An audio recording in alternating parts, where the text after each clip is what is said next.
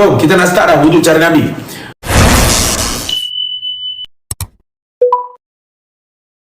Jom kita nak start dah wuduk cara Nabi. Baik. Okey, macam mana tadi mula-mula? Mula-mula cara Nabi sallallahu alaihi wasallam adalah kita buat apa? Kita basuh tangan. Okey. Masa kita basuh tangan tadi, kita disunatkan niat apa? Nawaitu sunanul wudu. Sahaja aku menunaikan sunat-sunat wudu. Nampak? Saya ulang. Sahaja aku menunaikan sunat-sunat wudu. Bila kita berwudu, jangan kita tak niat nawaitu sunanul wudu.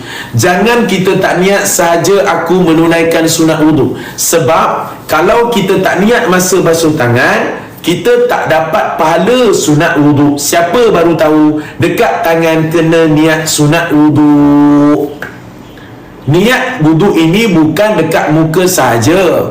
Niat ada dua. Satu niat wajib. Niat wajib itu dekat muka. Niat sunat itu dekat tangan. Kalau niat dekat muka saja, wudu dah sah, tapi awak tak dapat pahala basuh tangan. Selesai. Ya, baca dalam bahasa Melayu boleh. Boleh. Niat ini boleh bahasa Melayu, boleh bahasa Arab, boleh bahasa India, boleh bahasa Cina. Nak niat bahasa India, wang daleka nala, boleh. Tak ada masalah nak niat bahasa India. Nak niat bahasa Cina, Fong Shang Song Kui, boleh. Nak niat bahasa Thailand, boleh. Niat tak ada masalah. Boleh je kita nak niat bahasa Arab, bahasa Melayu, bahasa India, bahasa Cina, tak ada masalah. Clear? Ya, niat itu di dalam hati. Adapun kita lafaz di mulut ini, kita dilafaz mulut ini, itu merupakan apa? Sunat. Niat itu di dalam hati. Nampak tak ibu-ibu tuan-tuan? Okey, lepas kita dah niat, kita buat apa? Allahumma salli ala Muhammad wa ala ali Muhammad. Kita bersugi. Laula an asyukka li ummati la amartuhum bisiwaki inda kulli salati. Nabi kata, kalaulah tidak memberatkan umat aku, nescaya aku akan mewajibkan umat aku ni bersugi tiap-tiap kali wuduk dan salat. Kat mana kita hadis ni? Kat mana kita tak pernah dengar pun hadis ni? Kat mana yang Nabi kata siapa yang bersugi Allah akan redha pada dia? Saya nak tanya, mahal ke tak redha Allah ni? Banyak sangat ilmu semenjak tengok live dan join grup Ustaz. Thank you Allah. Syukur Alhamdulillah Kak Ros. Dah ada dalam grup kami insya-Allah. Berapa kali boleh pakai? Tak ada, tak rosak. Kayu sugi boleh pakai sampai bila-bila. Saya nak tanya, Allah kata siapa bersugi akan dapat redha Allah. Mahal ke tak redha Allah ni? Rugi tak kalau kita tak bersugi? Benda RM2, RM1.5 je. RM1.5 je. Kita tak pernah tahu pun hadis ni. Rugi tak kita? Okey, sambung. Lepas tu nak buat apa? Ibu-ibu tuan-tuan, lepas tu nak buat apa? Lepas tu kita dah kita bersugi, kita niatlah tadi nawaitu sunan wuduk, saja aku menunaikan sunat wuduk. Lepas tu kita buat apa? Kita guna dua-dua tangan. Jangan guna satu tangan, guna dua-dua tangan. Guna dua-dua tangan. Masukkan air dalam mulut. Okey, bila masukkan air dalam mulut, jangan terus ludah air tersebut. Jangan terus ludah air tersebut. Masuk air, pull ludah. Masuk air, pull ludah. Masuk air, pull ludah. Bukan itu cara dia. Cara yang betul adalah kena berkomor, bahkan kena berlebih-lebihan. Macam ni, gerakkan mulut. Gerakkan mulut. Dan kalau boleh hingga rasa di kerongkong kita ni. Begitu. Itu cara sunnah yang sempurna.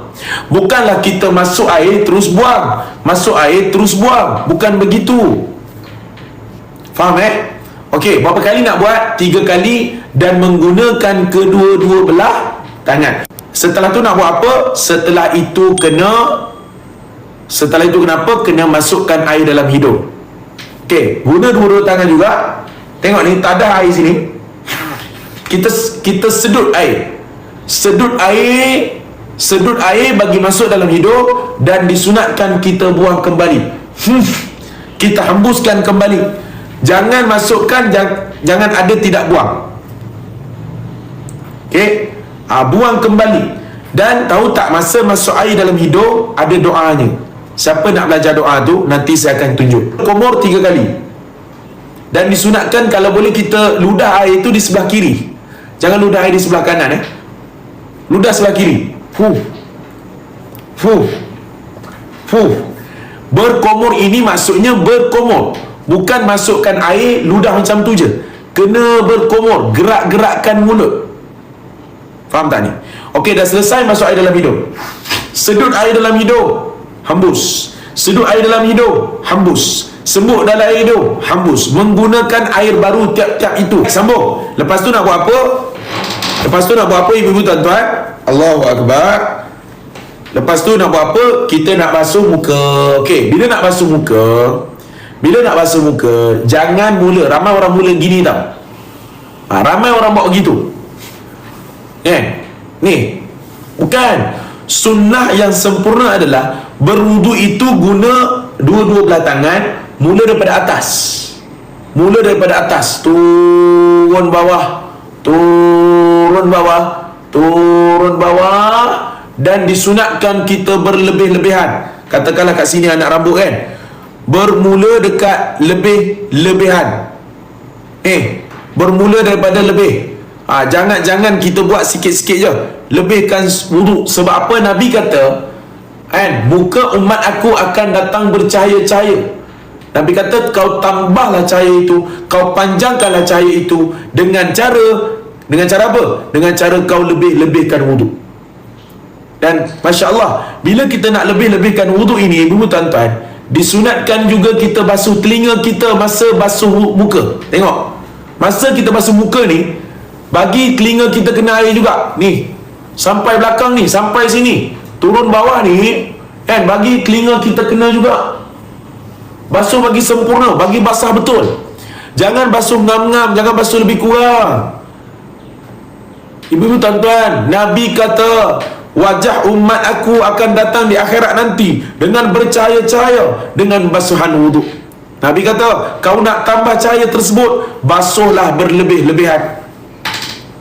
InsyaAllah ibu-ibu tuan-tuan, disunatkan kita berwuduk ni, bila kita berwuduk basuh muka ni, disunatkan kita guna jari telunjuk untuk korekkan di antara mata ni. Di sini, di sini dan di sini. Guna jari telunjuk. Guna jari telunjuk. Bila nak guna jari telunjuk ni, masa kita basuh tu, kita singgah kejap. Kita bergosok. Sebab tu disunatkan kita basuh 3 kali, supaya kita ada banyak masa nak korek lagi, nak korek sini lagi, nak basuh lebih-lebih lagi. Ingat masa basuh muka disunatkan kita berlebih-lebihan dan bagi kena telinga sekali. Dan orang wanita paling penting, orang wanita paling penting, orang lelaki pun samalah, jangan bagi tak kena anak rambut ni, apa dia panggil, sideburn. Sideburn merupakan salah satu di antara anggota muka. Maka sideburn wajib kena basah semua.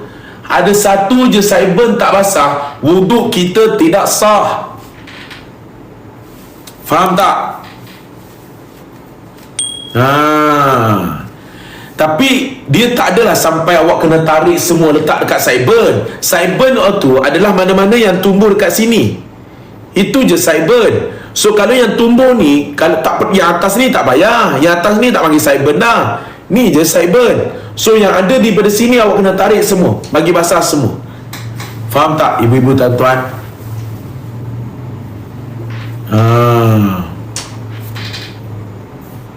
Okey tak ibu-ibu tuan-tuan?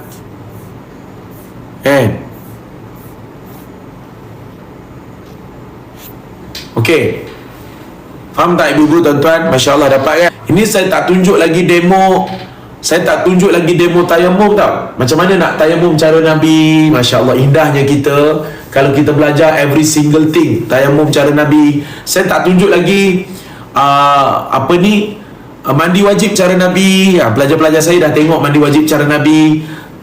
kita tak tunjuk lagi tentang bagaimana kemuncaknya solat cara Nabi, macam mana cara Nabi angkat takbir, macam mana cara Nabi renggangkan jarinya. Masya Allah, setiap saat kita ingat Nabi. Bila setiap saat kita ingat Nabi, kita ikut cara Nabi, salat kita akan khusyuk sekhusyuk-khusyuknya.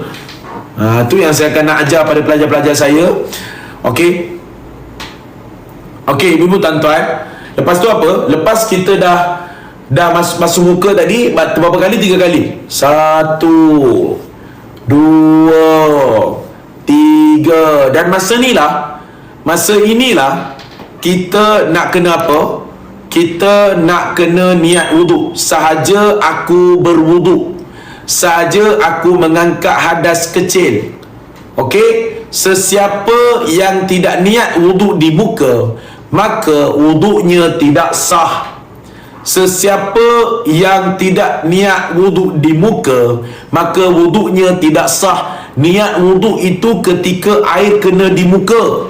Siapa yang niat setelah muka ataupun sebelum muka, maka wuduknya tidak betul.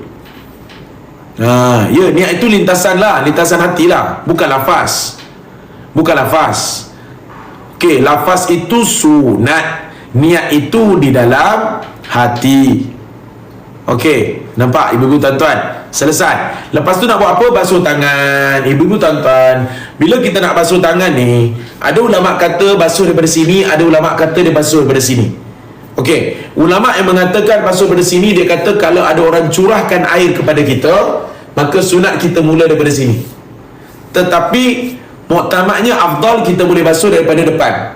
Okey, bila kita basuh, disunatkan tangan kiri kita datang untuk gosok tangan ni. Okey, kita boleh mulakan daripada atas, dan basuh ke semuanya. Dan disunatkan kita buat jari macam ni. Takhlil jari ni sunat kita buat macam ni. Okey, ni sunat kita buat macam ni. Basuh semua ni, gosok. Dan jangan basuh ngam-ngam dekat sini. Tetapi kita boleh basuh sampai sini. Ni, basuh sampai sini. Janganlah basuh sampai sini je. Basuh sampai sini. Sebab apa? Sebab apa kita nak basuh sampai sini? Sebab apa? Sebab Nabi kata, aku akan kenal umat aku dengan bekas basuhan wuduk.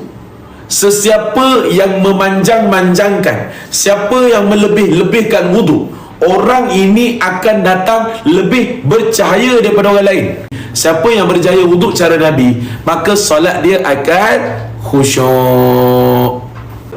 Ada orang tanya, bukankah membazir air? Tidak ada pembaziran di dalam sunnah. Kalau kita ikut sunnah Nabi, itu tidak dikira membazir. Okey, lepas dah selesai kanan 3 kali, kita akan buat pula kiri 3 kali. Lepas kanan 3 kali, kita buat kiri pula 3 kali. Dan make sure buat sampai sini. Lebih-lebihkan wuduk buat sampai sini. Kan? Lebih-lebihkan. Dan kita disunatkan gosok. Disunatkan kita gosok. Disunatkan kita menyelati jari-jari. Di antara jari-jari buat begini. Okey, lepas dah siap basuh tangan. Nak buat apa? Lepas dah siap basuh tangan, buat pistol. Ibu tuan-tuan buat pistol. Semua orang buat pistol. Please, semua orang buat pistol. Buat pistol sekarang. Okey, tengok buat pistol. Pergi sini, sapu kepala 1 sampai belakang. Ambil air baru. 2. Ambil air baru. 3. Okey, 1. Ambil air baru. 2. Okey, ambil air baru. 3. Sampai belakang tau. Okey, gerakkan jari macam tu. Siapa baru tahu?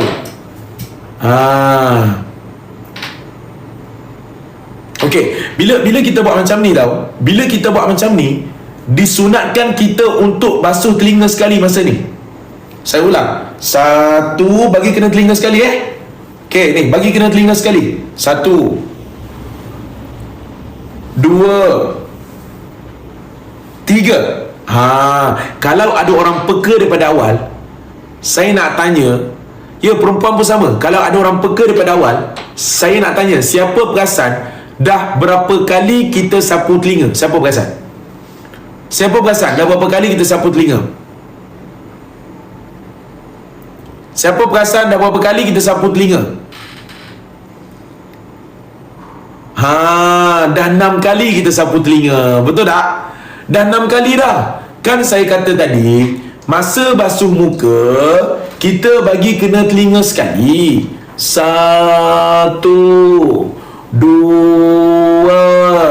3. Masa sapu telinga pun, masa basuh muka bagi kena telinga. Masa sapu kepala bagi kena telinga. So telinga kita dah basuh 6 kali. Selesai kita sapu kepala 3 kali tadi, dah selesai kita sapu kepala 3 kali, maka disunatkan untuk kita apa? Kita nak kena sapu telinga pula. Tengok, nak sapu telinga buat pistol. Nak sapu telinga buat pistol. Okey, buat macam ni. Okey, buat macam ni pistol. Okey, yang ni masuk dalam ni, yang ni di luar, yang ni di luar, yang ni di dalam. Okey, gerakkan macam ni. 1, kedua-dua kedua-dua telinga terus sekaligus. 1, 2, 3. Macam tu. Okey tak? 1, 2, 3 macam tu. So kita nak kena buat dalam keadaan kita menggerakkan berapa kali? 3 kali. Okey. Lepas tu nak buat apa? Okey, buat jari telunjuk, celup dalam air ataupun bagi basah. 1, 2, 3. Sekarang dah berapa kita sapu telinga? Siapa yang peka dia boleh jawab. Dah 12 kali dah. Dah 12 kali dah. Okey, last kali. Basahkan tapak telinga, tapak tangan. Okey, basahkan. Lepas tu 1, 2, 3. Sekarang dah berapa kali kita sapu telinga? Dah berapa kali kita sapu telinga, ibu-ibu, tuan-tuan? So total sapu telinga sahaja adalah 15 kali. Kenapa banyak untuk telinga?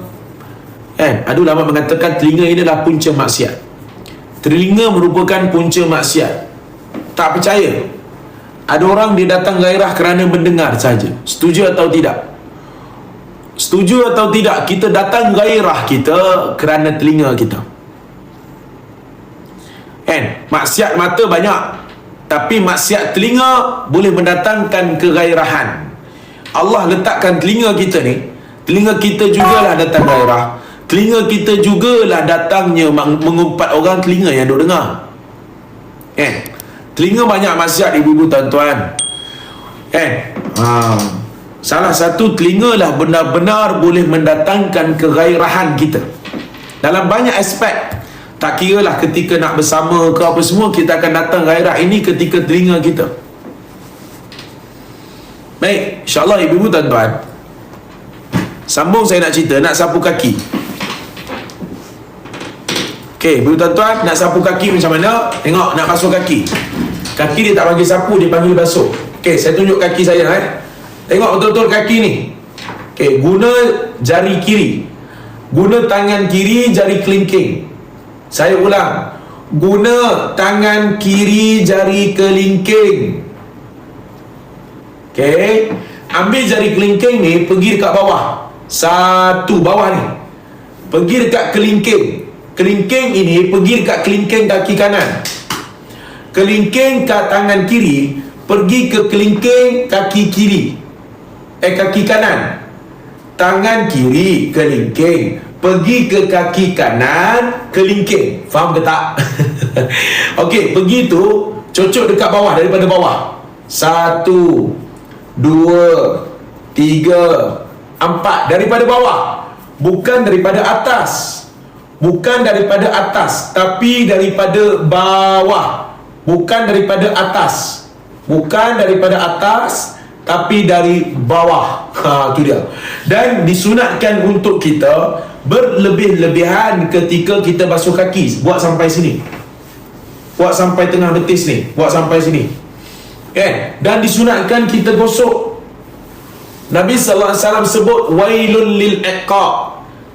Apa dia panggil? Iqab tu apa? Adalah ni, tumit. Celakalah bagi tumit-tumit yang tak kena air. So celaka Nabi kata. Jadi nak macam mana nak buat? Kita bagi basuh tumit kita ni. Apa dia bagi tumit ni? Tumit ini buku lali, ni lutut. Ni tumit betul. Gosok juga tumit. Disunatkan kita gosok. Dan kena duduk macam mana? Duduklah. Wuduk ni sunat duduk, jangan berdiri. Mandi wajib sunat berdiri. Mandi wajib sunat berdiri. Untuk wuduk sunat duduk. Okey, jadi kita kena basuh daripada ni, daripada sini lagi, bagi kena semua ni. Jangan guna tangan kanan. Masa gosok kaki jangan guna tangan kanan, guna satu tangan saja, iaitu tangan kiri. Tunjuk semula basuh kaki. Ini kaki disunatkan kita ambil daripada bawah. Guna jari ni daripada bawah. 1 2 3 4, dari bawah. Okey, selesai tangan kaki kanan, kita pula pergi kepada kaki kiri. Kaki kiri. Kaki kiri ni kita mula daripada ini juga, tangan kiri juga, kelingking juga, korek daripada bawah juga, tapi daripada ibu jari. 1 2 3 4, daripada ibu jari. Berdoa, mengangkat tangan hingga nampak ketiak. Bukanlah kena buang baju. Apa maksud nampak ketiak? Iaitu kena angkat tinggi. Angkat tangan dengan tinggi dan pandang ke langit. Sunat mata kita pandang ke langit. Dan kita angkat tangan tinggi-tinggi sampai nampak ketiak. Dan kita baca doa. Siapa yang baca doa wuduk, maka akan dibukakan ke 88 pintu syurga, dan dia boleh pilih nak masuk syurga pintu mana. Siapa yang tak amalkan lagi baca doa wuduk, maka dia orang yang rugi. Pasal Nabi kata dibukakan ke 88 pintu syurga, dan dia boleh pilih nak masuk syurga pintu mana. Sunat wuduk, doa wuduk kita tak amalkan, rugi. Ya, perempuan pun angkat tinggi juga. Perempuan pun boleh angkat tinggi, tak ada masalah. Ya, perempuan pun boleh. Lepas tu nak buat apa? Lepas itu disunatkan untuk kita membaca surah Inna Anzalna 3 kali. Inna anzalnahu fi lailatul qadr. Baca 3 kali. Baca Inna Anzalna 3 kali, baca Ayatul Kursi sekali, dan baca Qul huwallahu ahad 1 kali. Boleh? Okey, selesai. Nak buat apa lepas tu? Kita disunatkan untuk buat sunat wuduk. Allahu Akbar. Solat sunat wuduk. Macam mana nak niat solat sunat wuduk? Solat sunat wuduk sahaja aku solat sunat wuduk 2 rakaat kerana Allah Ta'ala. Nabi naik ke syurga, Nabi terdengar tapak selipar Sayyidina Bilal dalam syurga. Nabi naik syurga, Nabi terdengar tapak selipar Bilal. Nabi pun, ya Allah, hebatnya Sayyidina Bilal ni. Nabi turun ke muka bumi, Nabi tanya Sayyidina Bilal, wahai Bilal, apakah amalan kamu sehingga aku terdengar tapak seliparmu di dalam syurga?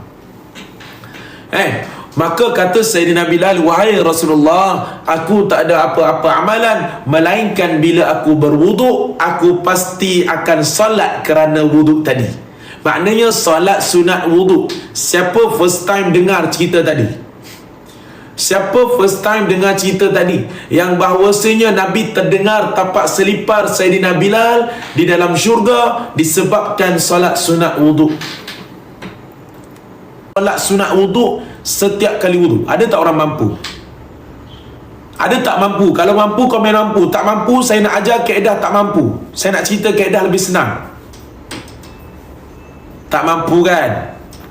Mampu tak? Susah tahu nak buat solat sunat wuduk setiap kali wuduk ni. Okey, tahu tak? Solat sunat wuduk ini kita boleh gabung niat. Solat sunat wuduk ini kita boleh gabung niat. Tulis gabung niat. Tulis semua. Solat sunat wuduk boleh gabung niat. Boleh gabung niat. Macam mana nak gabung niat? Sahaja aku solat sunat duha serta sunat wuduk, Allahu Akbar 2 rakaat. Saja aku solat sunat qabliyah zuhur serta sunat wuduk. Saja aku semayang sunat subuh serta sunat wuduk. Saja aku semayang sunat witir serta sunat wuduk. Saja aku sembahyang sunat tahajud serta sunat wuduk. Saja aku sembahyang sunat tahiyatul masjid serta sunat wuduk. Saja aku sembahyang. Nampak ke tak nampak ni? Siapa baru tahu boleh gabung niat? Boleh tak kita berazam tak nak lagi tinggal sunat wuduk lepas ni sebab boleh gabung niat? Syekh Zainul Asri pun bagi tahu. Okey. Boleh tak gabung sunat wuduk dengan salat qada? Boleh. Tak ada masalah.